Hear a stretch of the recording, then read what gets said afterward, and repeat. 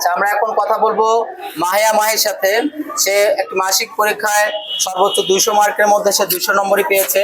এটি একটি গর্বের ব্যাপার এবং সকল শিক্ষক মহোদয় যারা আছেন তারা তাকে পুরস্কৃত করেছে এবং সকল শিক্ষার্থী অবশ্যই একটা গর্ব এবং আনন্দ পেয়েছে। তো মাহির কাছে আমার প্রথম জানার ইচ্ছা যে তুমি যে যে সফল হলে বা 200 নম্বর পেলে, এটা তোমার অনুভূতি কি, তোমার কেমন লাগছে এখন? ধন্যবাদ স্যারকে। আসসালামু আলাইকুম। আমার নাম মোসাম্মদ মাহিয়া মাহি। আমি অষ্টম খ শাখার একজন শিক্ষার্থী।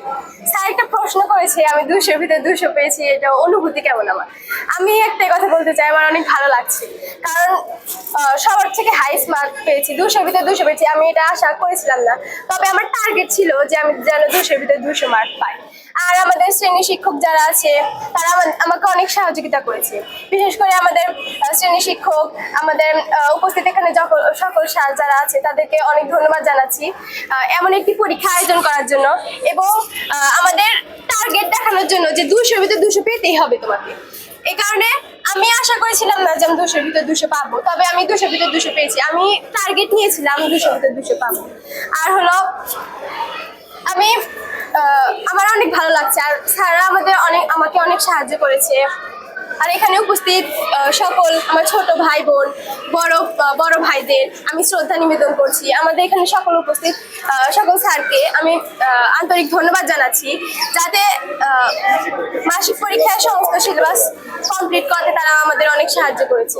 আর আমি যেন ভবিষ্যতেও এরকম হাইস্ট মার্ক পেতে পারি, বা 200-র ভিতরে 200 বা ফুল মার্ক যেন পেতে পারি, আর ভবিষ্যতে যেন আমি এরকম ভালো মার্ক পেতে পারি। এই জন্য আমি আশা করছি, সকলের দোয়া চাচ্ছি, আর শিক্ষকদের সহায়তা কামনা করছি এবং শিক্ষকদের পরিশেষে সকলকে ধন্যবাদ জানাচ্ছি। ধন্যবাদ। আসসালামু আলাইকুম। আমি একটা প্রশ্ন করতে চাই, সেটা হচ্ছে পরিবার, একটা স্টুডেন্টের ভালো করার পেছনে পরিবারের ভূমিকা কতটুকু বলে তুমি মনে করো? পরিবারের ভূমিকা একটা স্টুডেন্টের ভূমিকা অবশ্যই আছে, কারণ আমি যখন পড়াশোনায় ব্যস্ত ছিলাম তারা আমার সকল কাজ করে দিত। আমার যত ব্যক্তিগত কাজ আছে আমি তো ওগুলো করতে পারতাম না, পড়াশোনা ব্যস্ত ছিলাম, তখন আমার মা আমার সব কাজ করে দিত। এমনকি আমি টেবিলে বসে পড়তাম, তখন আমার মা আমাকে খাইয়ে দিত। আমার মায়ের ভূমিকা অনেক। আমার বাবা আমাকে রাত্রে এসে বলতো যে তোমার কতটুকু পড়া হয়েছে বা তুমি কিভাবে পড়ছো, এভাবে সিলেবাস নিয়ে তারা আমাকে সহায়তা করেছে এবং আমাকে দিক নির্দেশনা দিয়েছে, তুমি এভাবে পড়লে তুমি ভালো রেজাল্ট করতে পারবে। তারা আমাকে অনুপ্রেরণা দিয়েছে, আমাদের শিক্ষক যেমন আমাদের অনুপ্রেরণা দিয়েছে, এমন আমার বাবা তেমনি আমাকে অনুপ্রেরণা দিয়েছে। আচ্ছা, ধন্যবাদ। লাস্ট একটা প্রশ্ন, শিক্ষার্থীদের মধ্যে দেখা যায় খুব বেশি টেনশন করে তারা, তো তুমি কোনটাকে তুমি প্রিফার করো? খুব বেশি টেনশন করাকে নাকি খুব বেশি পড়াশোনা করাকে? এটা আমি বলতে চাই হচ্ছে, টেনশন না করলে তো কোনো কিছু করা হয় না, কিন্তু অতিরিক্ত টেনশন করা যাবে না।